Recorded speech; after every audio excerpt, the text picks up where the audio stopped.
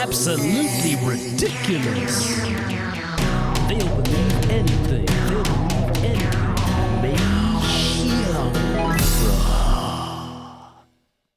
So recently I've had a lot of messages coming to me from my family members. You know, when I first came to Taiwan, I don't think many people really knew where Taiwan was or anything about Taiwan. But it's changed a lot. And especially now with the Ukraine-Russia situation, a lot of people are pointing to some similarities between the China and Taiwan situation. And I think, you know, rightfully so. A lot of people have some concerns and they're worried that something similar could happen here. So Abby's taken some time this week to try and find out what a lot of people are saying. And yeah, we're just going to try and discuss this. So Abby, looking forward to hearing some of the info. You know? I feel like a pressure after I do this research. I don't know, just feel, because it's my country, so you feel like it's like involved within these topics. Sure. Not like just standing out and watch other countries doing. It's like a movie. No. Sure. This time it's like involved into. And I don't think a lot of people realize, like for us, what this means. Because I mean, all we're talking about plan Bs and bug out plans, and what happens if we need to get out of Taiwan, and you know. Yeah, it sounds a bit strange or fantastical to kind of talk about this, like it couldn't happen, but actually it really makes you feel pretty unsettled. You worry about your life savings. If you have an apartment, possibly you must worry about that, and just being safe and your family members. And so I think I really resonate with what you said. Like I feel this last week or two, I feel really, really heavy and... Yeah, feel heavy, right? Yeah, it's just a hard topic to even just get into, so... I think maybe... as a foreigner, you will feel more strong, more deeply. Why? Because Taiwanese, when we born, we already in these topics for a long time. Sure. Everyone is talking about, China gonna attack Taiwan. It's been like 70 years or something, right? Like 73 years, because it was 1949 to now.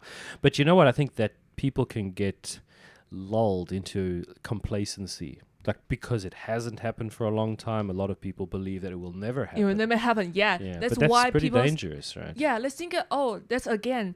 It's like a story. Like a kid take care of the sheep, and they say the boy who cried wolf. Wolf. Yes. And it's just for fun, a lie. But at a time when it's real, no one believes. Exactly. So I think it's a feeling because people already heard this kind of information so many times. Sure. So they already like numb. Exactly. They don't think it's gonna happen. Sure. So anyway, before we get into it, you know, Abby and I both have normal jobs. We're actually really busy, and the rest of our time we spend preparing for this. So yeah, if you appreciate the work we put in and the research she's done, please take your finger and just tap that subscribe button if you haven't. Otherwise, give us a like. It really helps. And even better, share this video with a friend who you think might enjoy it, and that really would help us. So. Yeah. 请帮我们按赞、订阅、分享. That's the one, right? We said this so much. So much times. All right. So tell us about what you found, Debbie. Okay. So basically, it's like when you open the Taiwanese news or any talk show, political talk show, they're gonna say this story like a main. It's the main story. The main story. Yeah. They will say, now it's Ukraine. Tomorrow becomes Taiwan. Why they say so? Why they think what happened in Ukraine gonna happen in Taiwan? Because I think there is some similar situation between Taiwan and Ukraine. I think the first is we have a strong power countries as a neighbor. Like for Ukraine, like just close to Russia, and Taiwan is close to China. And they always say through all the history, like Ukraine is part of Russia because of the species, all the ancient, they have a like a complex history twined to each other, right? And they used to be part of the USSR, right? So, and they're part of them. And I think it's similar to Taiwan because some of the Taiwan people, they are also from the China. So they have a very deep combine with China. Like a connection. A connection. Okay. So like a part of people are believing, they think they are linked to China. Same as like Ukraine, right? They think part of people is linked to Russia. Sure. But I've heard that over the last few years, I mean, I've seen in news articles, they say that the amount of people who classify themselves as Taiwanese, not Chinese, that number has been growing. Because a new young generation, they born in Taiwan, Sure. so they the recognize older people from China, right? They came across here, Yeah. and I think a lot of them really thought one day they'd go back. But they're starting. They've been dying out, and they're replaced by the younger generation, and they feel more of a Taiwanese identity. Is that correct? Yeah, because that's true. Because they born in Taiwan, and at the time, Taiwan already have their own political system. We have our own democracy. So for those young people, they think we are in this country. And for especially the information is very easy to get. So some of them, they know what happened in China.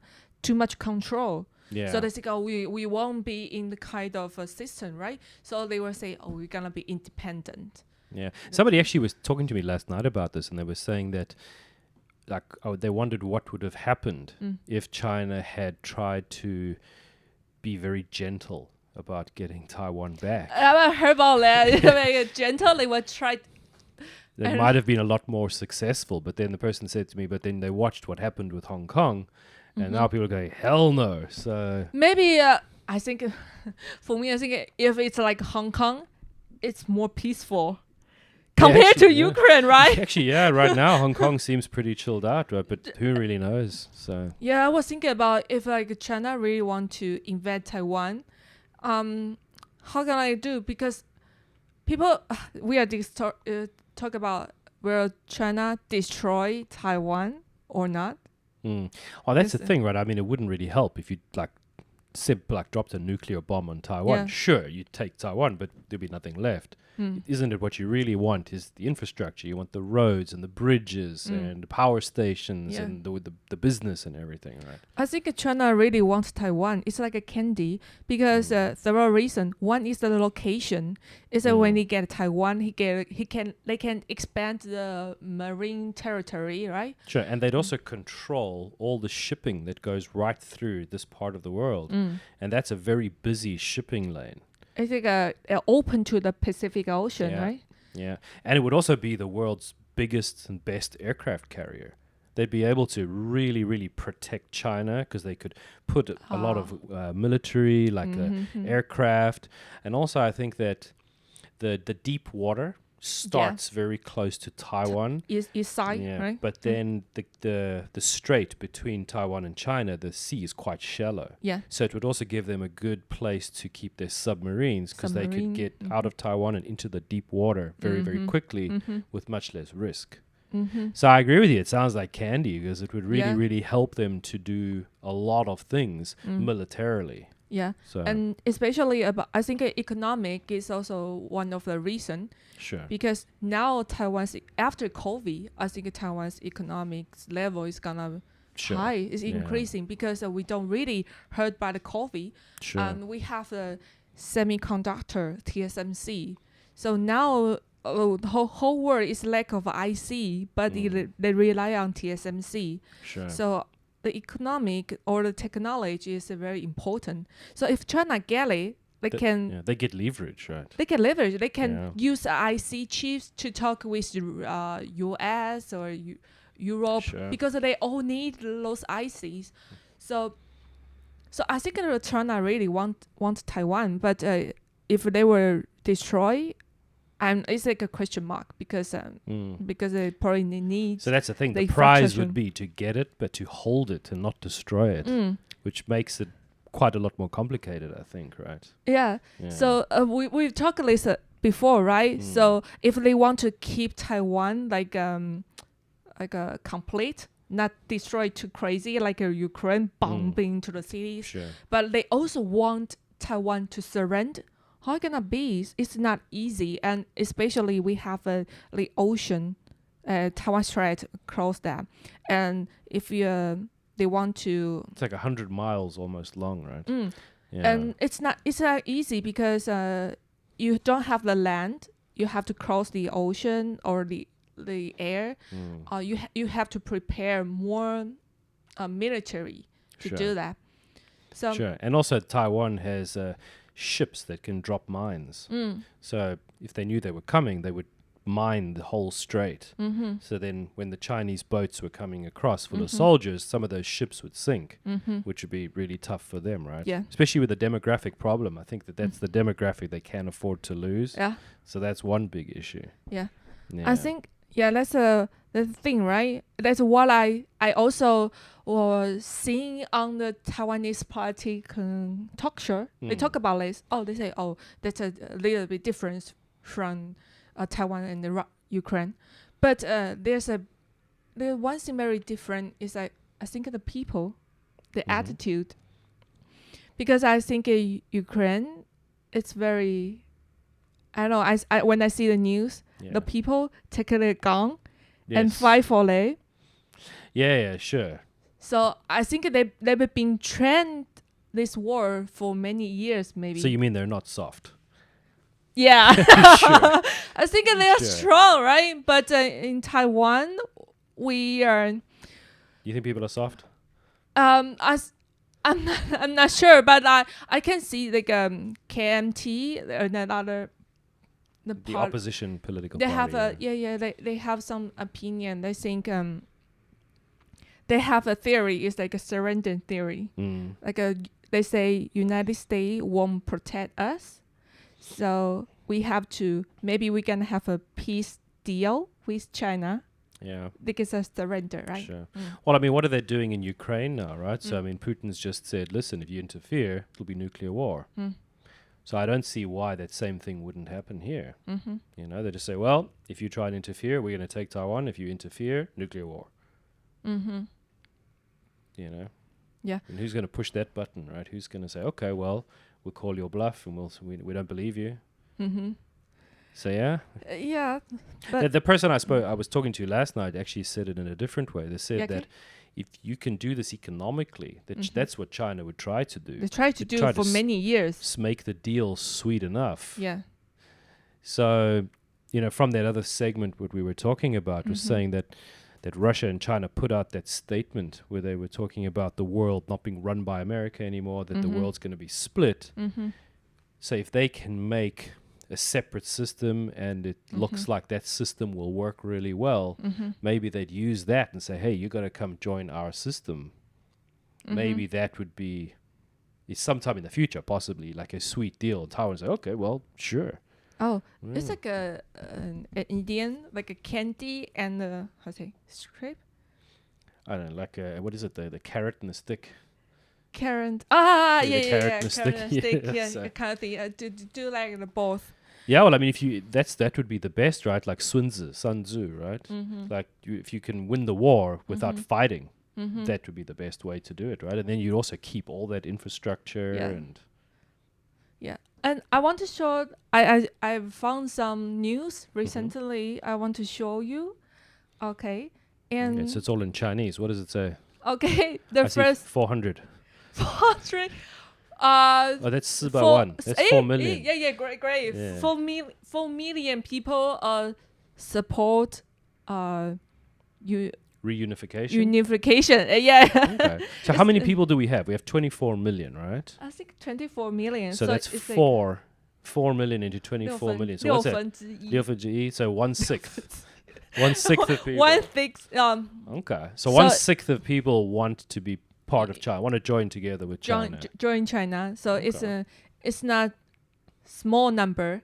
So and this guy is talking about Taiwan and Ukraine have three mainly different points. Three differences. Yeah. All right. This guy is anyway, it's like a foundation owner. Okay. Let me see what's it.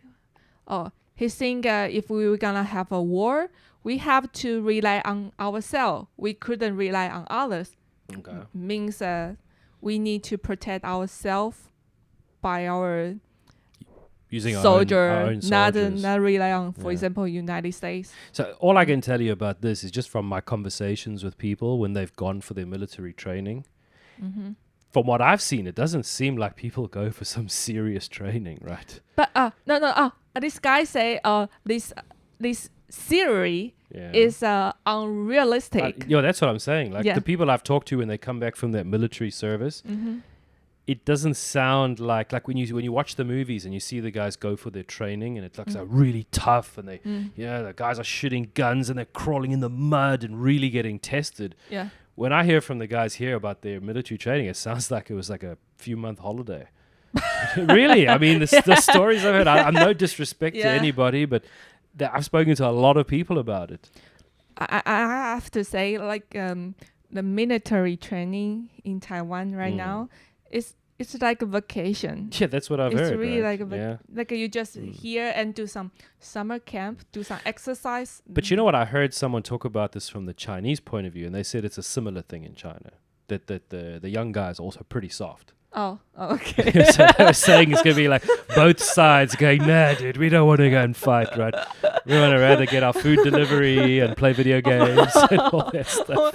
Okay. So, okay, this is a young generation now. Yeah, sure. Okay, so that was his first point, was that he doesn't have confidence that the soldiers will be able to do a good job. Yeah, let's say there's a word difference. Okay, the first is like Ukraine military. Okay, I just use English translation. Okay. Right. What's the first point? Okay. The Ukraine is very... The army was heroic. Heroic, and they can do that. But the Taiwan, maybe you can see the same attitude for that. Okay. Sure. But you know what? When people fight for their homeland, I wonder, even if you're a bit soft, I wonder how long it takes you to toughen up a bit. Like when everything that you know and love is at risk. I wonder. Because I'm sure this must describe a lot of countries in the world, right?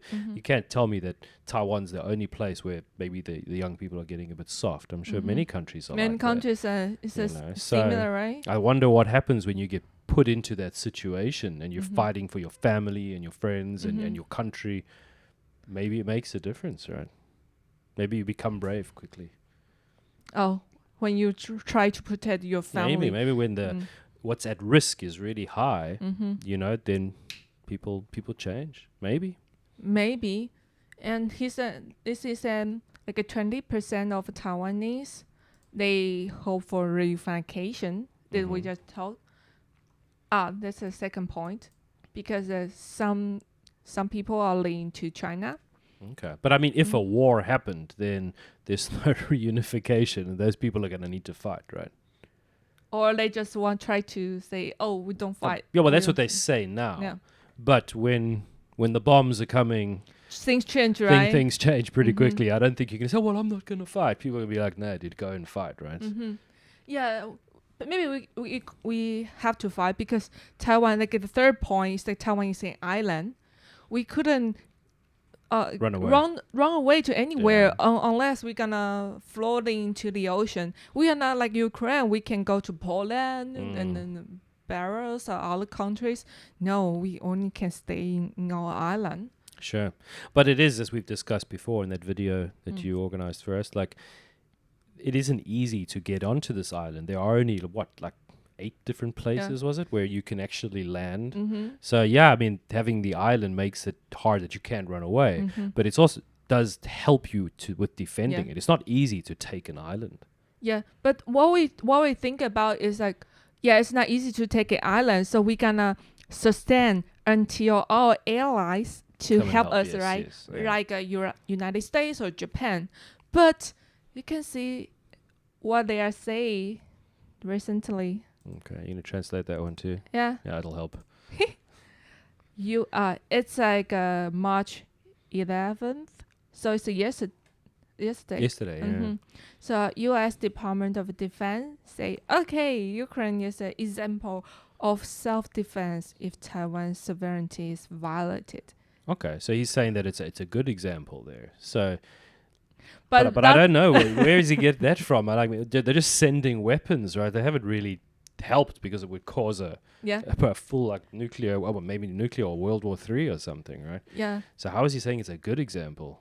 I think a lot of Taiwanese, they translate this declaration as U.S. won't help us. Yeah, I agree, right? Because they do the same thing they did with hey, we will Ukraine, help you. right? You just reference to Ukraine. They see what they do. You do the same thing. Yeah, what? We'll just send you guys weapons and you fight. Yes. Yeah, so I can understand why people in Taiwan would think that, right? And they are similar. Okay. Maybe there's a... But then, you know what, there's a difference there, right? Because how are they getting the weapons to Ukraine? Through the West. Mm-hmm. But as you said, we're an island. So how would they get the weapons to Taiwan? Because if there were airplanes flying, they could be shot down by Russia. Mm-hmm. If there were ships coming in, again, it might not be easy. What happens if China also put mines in the sea? Unless now they try to sell some weapons to Taiwan now. Sure, but what happens when your weapons are finished and you need to resupply? Oh, yeah. So who knows, right? But I mean, there are lots of US bases. You showed in that video before, right? There are lots of US bases around here. But it is a good question. And what if they said the same thing Putin's saying, right? Mm-hmm. Like, if you interfere, we're going to nuke you guys, cause World War III. What would they do? Yeah, and some people will think, oh, we can have some agreement with China, but I don't know this kind of agreement. I think it's a fact because when which kind of agreement? Like a surrender to China. If you won't attack us, we're gonna have some peace agreement things. But I don't think China we're gonna follow the rule, even they have an agreement. Oh, sure. Because one is, you can reference like Hong Kong. They Exactly. also have I was about to say that, yeah. Yeah, one country, two system, right? You're going to have I don't know, maybe 50 years. But now they broke the rule very quick and no one could say anything. Ukraine and Russia, they have a Minsk agreement. Yeah. They also broke it. So all of when it's on the war, it's fight. They don't care about the role. They don't care about the rule. They only care about the weapon and the fist. So I don't think the agreement just can. Well, it's reliable. What's what we were talking about before, right? It's about confidence.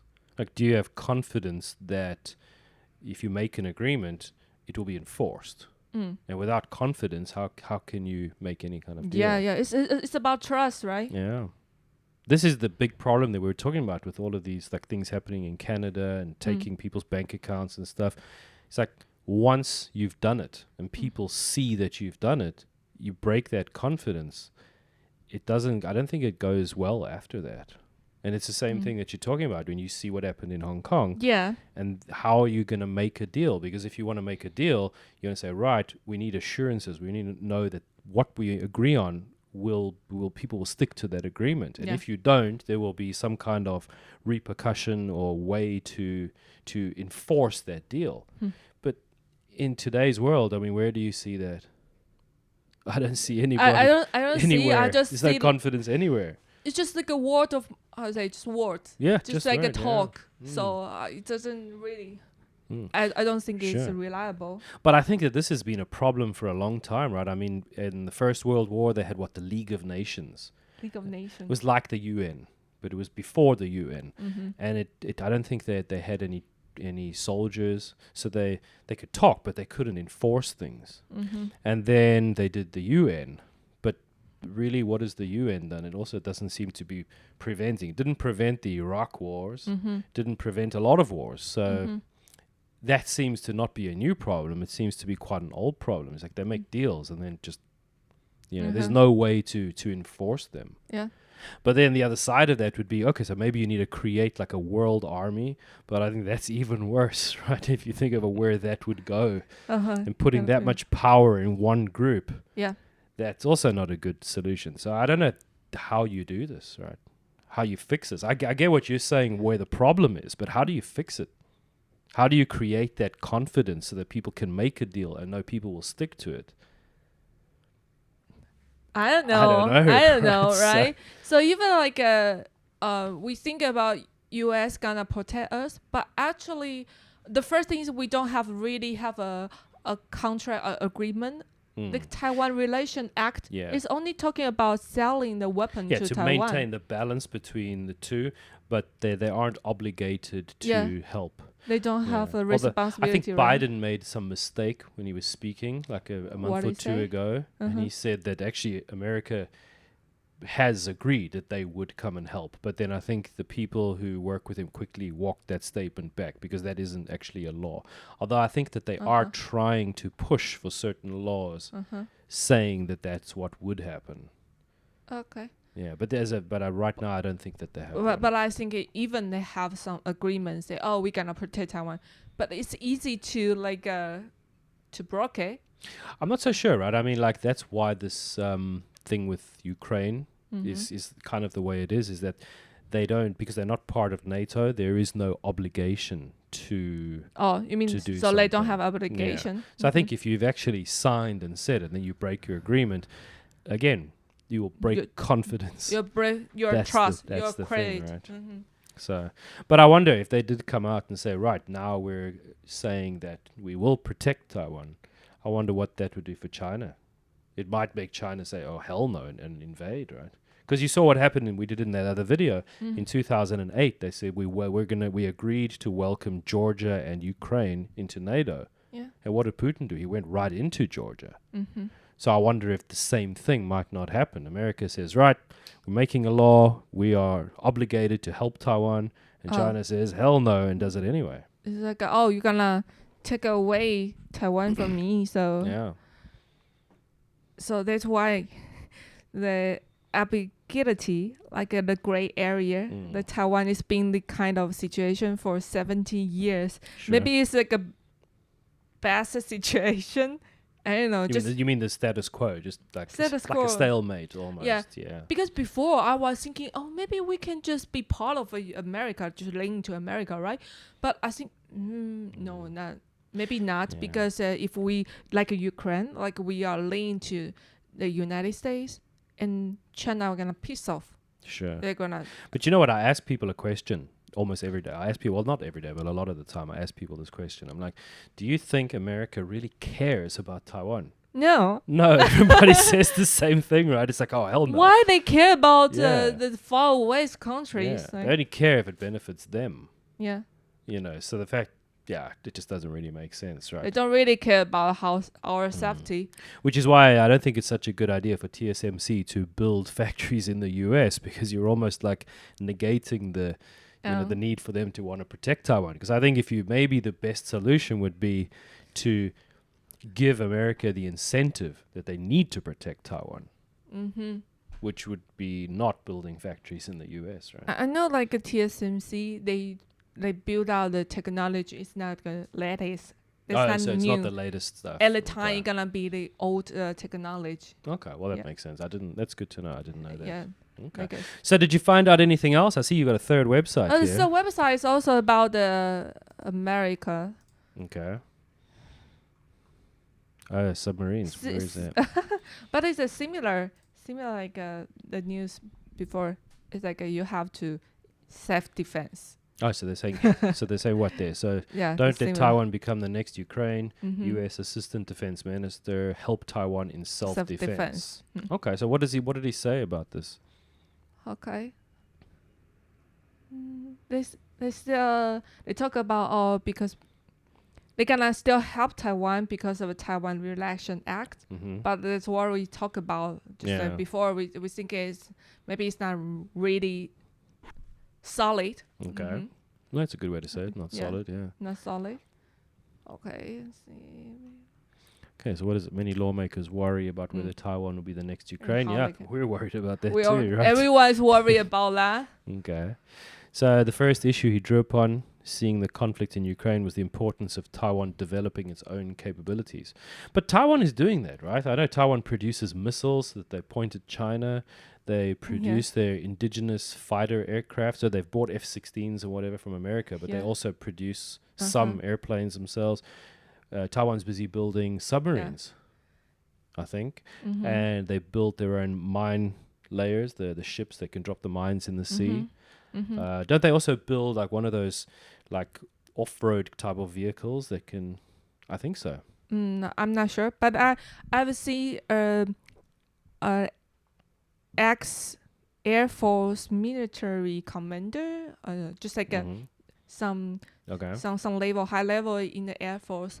He say he thinks that right now Taiwan needs 3 more kinds of weapon. Okay. One is like a gas station in the air, because the air refueling. Okay. yeah, because if you have this, you can fight for longer distance. It will not be just around Taiwan. You can move. Yeah, but don't you think that those things are pretty easy to shoot out of the sky, right? Oh, yeah. So it seems a bit strange, right? It's like a flying gas station and gas burns. Yeah, right? if I'm China, I'm gonna shoot it at first. Yeah, it'll be the first thing. You're like, you think you can refuel?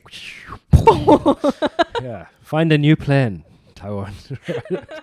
It just seems, unless there is a way to protect those tankers, but from what I understand, those tankers would be good, like let's say for America, right? So they could fly airplanes from far away, and one of those airplanes goes with them, and then halfway you can refuel, and then your American airplanes can go and fight China, and then come back and halfway again refuel and then go home. Yeah, I kind of understand that, but for Taiwan to have it, I mean, as soon as it takes off from Taiwan, shoot it down, right? yeah, true. So, a little bit strange, that one, but yeah, what else did he say?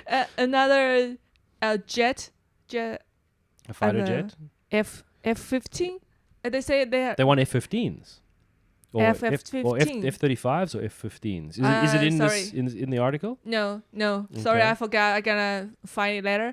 But well, the US has started producing a new version of the F-15. I think they can sell it to India, maybe. They still have there are 3 types of the jet: A, B, C, and the more efficient one is B. Why? Because you don't need airport. Oh, that's the F-35. Oh, that's 35. Oh, sorry, I forgot. So they produced 3 versions of the F-35, but the one can do VTOL, vertical takeoff. Yeah, vertical. So yeah, okay. That one is I think it's practical, because I think it's expensive. Yeah, it's very expensive. And they say because it makes sense for Taiwan because of the runways, because China would bomb the runways that you need to take off. Yeah, I think if I'm the China, I'm gonna bomb the airport first. But from what I understand, the reason they would never do that is a lot of the time, you talked about some of these people in Taiwan who want reunification, right? Yeah. So they sell the military secrets to China. Oh. So the F-35 is a very new airplane, and I think that they're worried that somebody would then sell the information to China and China could copy them. No. So that's one issue I've heard about. Also, just they are really, really expensive to get those.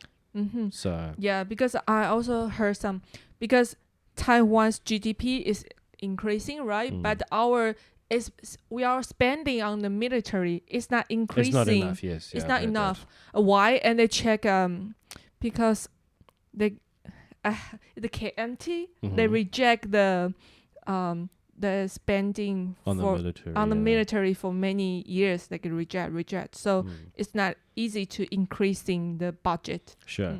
But I mean, America has been selling more weapons. Like I think Taiwan's going to have like around 250 F-16s soon. It's a lot of F-16s, and they're all, I think 64 of them with the new V series, and the rest are going to be upgraded to the V version.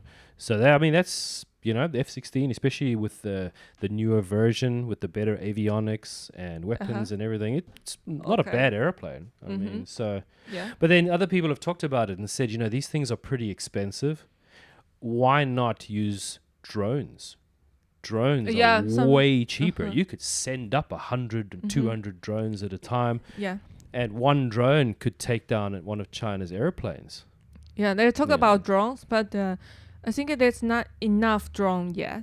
Sure, but drones you can manufacture in Taiwan. You don't need anybody's permission. And you could make a lot more of them because, I mean, those fighter airplanes cost a lot of money. I'm sure some of them, like F-35, is probably like 100 million USD for one. I think. Oh. We can have a look Okay. and see. Let's check. F-35B. And drone, you don't have people. You don't need people inside. Exactly. Yeah, more safety. Yeah. 9. 9. No, but that's per year. Well, per year is maintenance. Yeah. Let's see if we have a look System here. maintenance. 115 million USD for an F-35B. Wow. That's a lot of money, right? Imagine how many drones you could build for 115 million USD. So maybe that's what you need. You need cheaper weapons, and then you make lots more of them. And then, so if China wants to send some of their nice new airplanes over to Taiwan, you've got cheap drones going up there. Maybe that's better, right? That's a way, right? Yeah. Because I've heard both sides of this argument. I mean, you can sell much more expensive airplanes and things, but I think there's a new video. It's like Ukraine's drone attack the tank of Russia. Oh, really? A drone? A drone. Oh, interesting. I've seen a lot of those anti-tank missiles have been destroying quite a lot of tanks. Okay. Yeah. All right. So was there Alright. anything else that you saw there? Yeah, that's how my research is so far. But I already That's feel pretty good. I already feel like how to say? Pessimistic. Sorry, but because why I feel pessimistic, not because I think we're gonna over or something, but it's like wake up. Because before you think it won't happen, but right now it feel like it's just in front of you. You think the chance is really high. Sure, but it's confidence again, right? It's like, if you have confidence in the place that you're living, then why not spend your money to buy a house or build a house, open a business? But if you're always worried about what's coming, then how can you feel comfortable to do those things? Yeah. Everything seems to be about confidence. And it's hard to have confidence now, right? Yeah. Yeah, It's and about as you said it confidence. earlier, right? The more you look at this, the more worried you get. Yeah, the situation is really Yeah. different from before. So really, really not easy. Yeah.